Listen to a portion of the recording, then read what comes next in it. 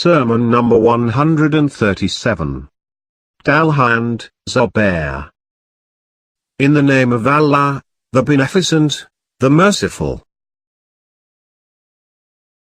By Allah, they did not find any disagreeable thing in me, nor did they do justice between me and themselves.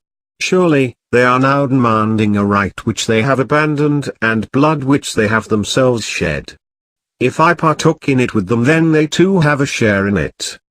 But if they committed it without me, the demand should be against them. The first step of their justice should be that they pass verdict against themselves. I have my intelligence with me. I have never mixed matters, nor have they appeared mixed to me. Certainly, this is the rebellious group in which there is the near one, the scorpion's venom and doubts which cast a veil on facts.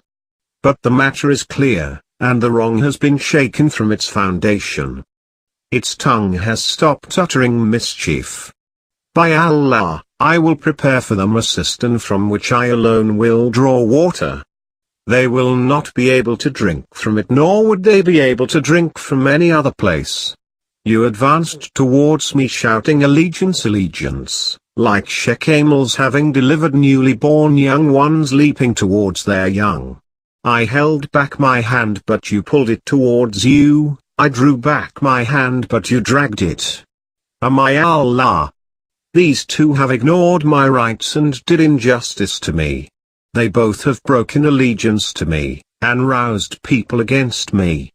Unfasten thou what they have fastened, and do not make strong what they have woven.